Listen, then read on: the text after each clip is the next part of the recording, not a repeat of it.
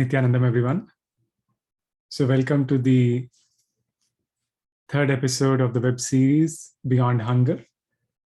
First and foremost, I am eternally grateful to my Guru, Swami Nithyananda. It's only because of Swamiji and his grace that I have directly experienced all the intelligence that I am going to share in this and future videos. So the title for this episode is Busting the Myths About Fasting. As you can imagine,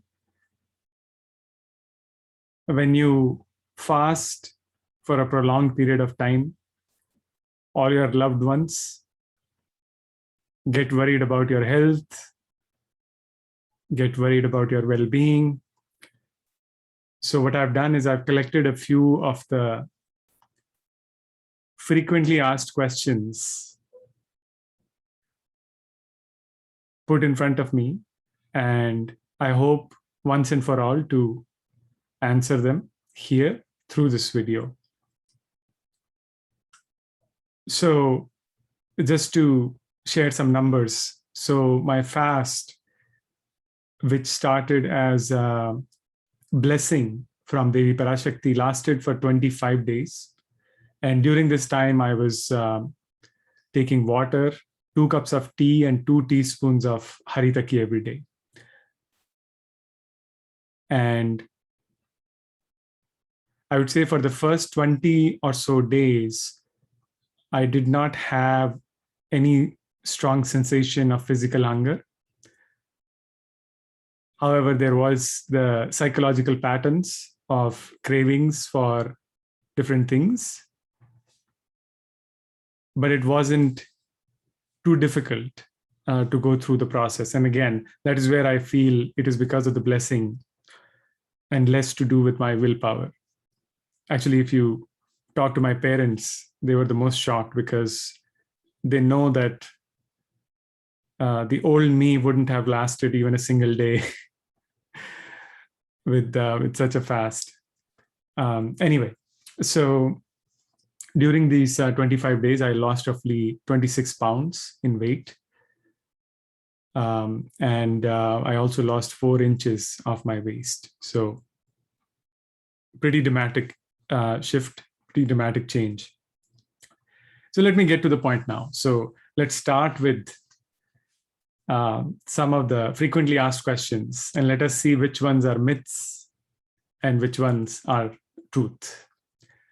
First one, this is the most common one. I'm sure anybody who has fasted even one day has been asked this question. Fasting results in low energy. Let me answer this truthfully. This one is actually a psychosomatic effect. Psychosomatic means that if you believe something, then the same thing that you believe actually manifests physically in your body also, just like a placebo effect. So from my experience over the last 25 days, there are a few days where this thought came in to the mind that if I'm not eating, surely I should experience low energy. And consequently, I actually felt low energy. But simultaneously, as soon as I started feeling no, when I looked at the fat around my tummy and I said, I think I have large reserve of calories there, so I shouldn't feel low energy.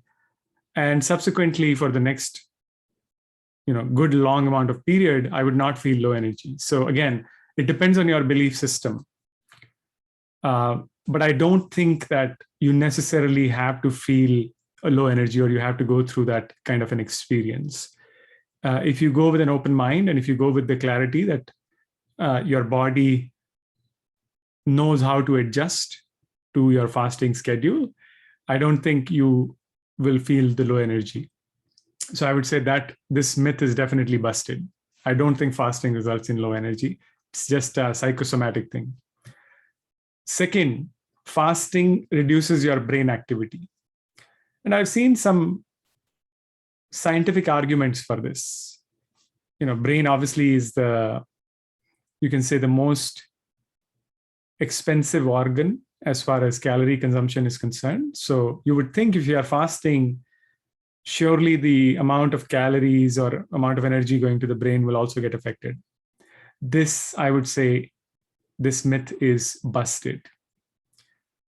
What I experienced over this whole period was increased intelligence throughout the fasting period. And the easiest way to describe is more energy, more awareness, more consciousness is made available to you. And just to give you some anecdotal evidence, I think in the last 25 days, I've made more life decisions for myself and for my family compared to the last 5 years of my life. So you can imagine the amount of intensity and consciousness that was made available during this fasting period. So does fasting reduce your brain activity? Absolutely not. It intensifies your brain activity. It is as if your whole brain becomes alive. Third, fasting is bad for your health and moods. So health is the physical aspect, moods is the psychological aspect. Let me handle them separately. Health, it is definitely a myth. Let us bust this myth once and for all. Fasting, especially if you are overweight, especially if you are suffering from some illness, it is going to help. I feel much healthier, much happier, much more alive compared to before I started this whole process. Moods. I think for the first couple of days, especially if you are fighting a lot of food patterns and food addictions, for the first 2-3 days, it's going to be difficult because every time that craving kicks in, your mood is going to get affected. But even that, I think after that initial 2 to 3 day period, your whole personality starts to ease. I think it's also related to the detoxification that is happening at the physical body level. So is fasting bad for your health and moods?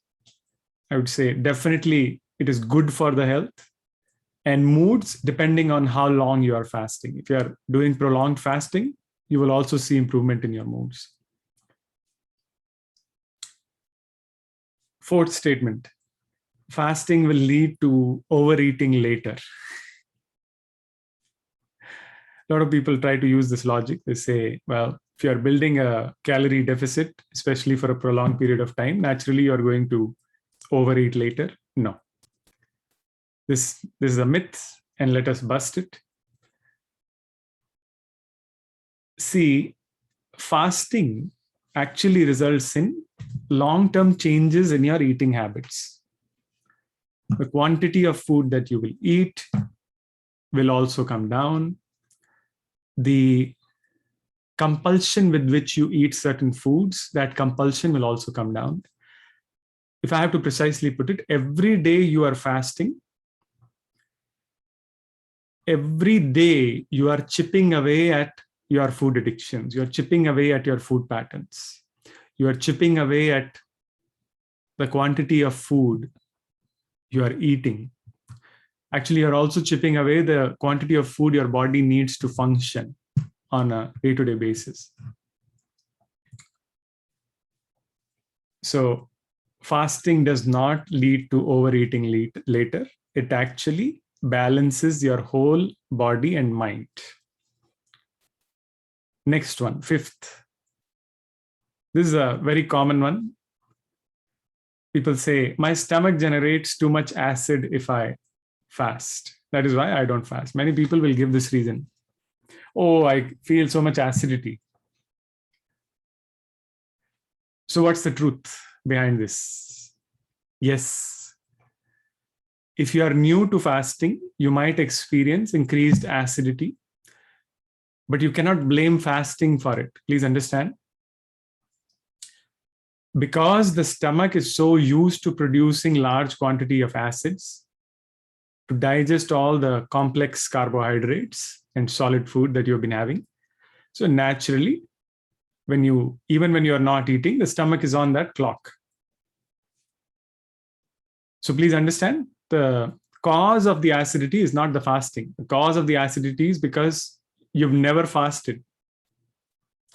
If you start fasting, and even let's say once a week you are fasting, your stomach actually will get cleansed. It will get used to the new routine, and you will not have this problem. Now, second thing I want to say, even if you're starting and you're having this problem, too much acidity, you can easily solve this problem. Increase the intake of water. If you're doing this fasting, like I did, where you are allowed to have water, you can actually increase the intake of water. It will help flush out the additional acid. Also, you can add some lemon and salt to your water. That will also help with the initial stages. Once the system normalizes, you will not have this problem. So this statement, my stomach generates too much acid if I fast, it is true, but please understand the reason for this is not fasting. The reason is because you haven't been fasting. All right. Sixth statement, this might sound a little crazy. And people think, I will die if I don't eat for that long. Listen, I'm here. I'm more alive. I'm more active. Please understand. And I'm not saying that, I'm not recommending you guys go and fast for 25 days. Absolutely not. Listen to your body, listen to your health, listen to your doctors as well. But please understand, your body has a lot of inbuilt intelligence. The first thing, if you're doing any extended fasting, the first thing your body starts consuming is the fat deposits, as well as any broken or non-functioning cells in the various organs of your body. It's actually a cleansing process that happens. And your body actually does not start eating muscle before it finishes off the additional fat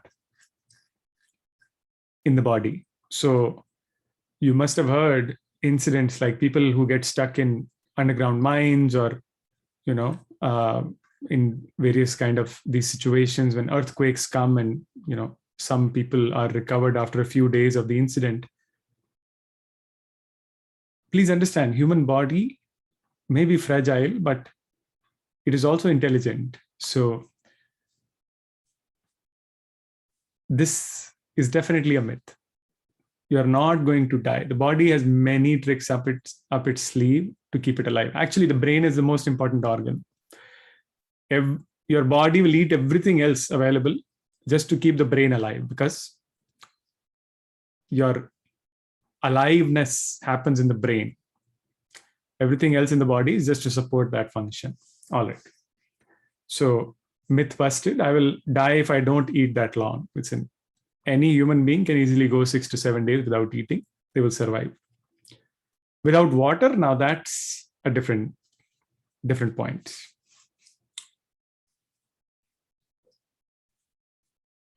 Next point number 7. And this is a very, you can say, a tantrum argument from a lot of people who don't want to fast. Fasting means I will have to give up my freedom to eat. Many of you will be giggling hearing this. Why should I give up my freedom to eat? Why should I fast? Actually, this is a little tricky. I don't want to hurt anybody's emotions here. But let me say this, let me make a statement. If you have never seriously tried fasting, I can see why you would believe this. I can see why you would say, like, fasting is a binding on my freedom. That's why I don't want to do it. But if you want to know the truth, here it is. When you have a craving for certain kind of food, Your ability to run and quickly grab hold of it and eat it is not freedom. Please understand. You are confusing addiction with freedom. If you're having a craving and you are not able to control and you are doing everything, your body moves to satisfy that craving, it is not freedom, it is addiction. Now let me define what is real freedom. The freedom to say no to the food that is in front of you is real freedom. When your choice to eat something or not to eat it is a conscious decision, consciously you have the free will to decide, I'm going to eat this, I'm not going to eat this. Only then you can say it is freedom. So please understand, fasting does not mean you have to give up your freedom to eat. Actually, fasting will lead you to the freedom from all food addictions. It will lead you to a space where you will be able to consciously decide whether to eat something or not. So, please understand this. Fasting does not curtail your freedom. It actually leads you to the space where you can feel, you can experience real freedom from food patterns and food addictions. Okay, next one. Fasting is going to change me, and I don't know if I will like the new me. Absolutely. Any fasting you do, even if you are doing like one day in a month, one day in a week, it is going to change you. Actually, I will say it will make you more human. See, eating, digesting, reproducing, etc. All these functions, animals are also doing. So if we are doing as human being, that does not differentiate us from animals. I would say, what is the one thing which differentiates us from animals is our consciousness, our ability to express our will, our consciousness. That is what makes us human. Fasting actually gives your whole body and your whole brain a detox, allows more consciousness to be expressed through us. So definitely, if you are thinking, I will not do fasting because it may change me as a person, absolutely, you're right. It will change you, but take my word, it will change you for the better. It will make you more human. All right. So there's plenty more revelations where that came from, and I'll continue to share going forward. And specifically, when I broke my fast, when I ate after 25 days, I ate with a very scientific inquiry. So I realized certain truths about food also, which I will share in a later video. But let me end this video with an appeal. So I don't know if you are aware, but right this at this moment, since the last couple of weeks, there is great injustice being done to Hindu nuns in the state of Tamil Nadu in India. These nuns who were sexually harassed, attacked, they are being wrongfully held in jail. These women were attacked. These sannyasinis were attacked by a mob of 50 men and brutally assaulted. And instead of receiving justice, they are being held in jail by the police there. One male monk who went for their help was also beaten by these goons. So for their protection, moral and spiritual support, I have started this unbroken chain of daily fasting. If you like the video and if you would like to contribute towards this good cause, please see my post on this cause on my Facebook profile. And in the comment section, commit to a day of fasting for this dharmic cause. So with that, I thank all of you for watching. I pray that all of us be freed from all our food patterns and addictions, and let us all experience higher consciousness. Nithyananda.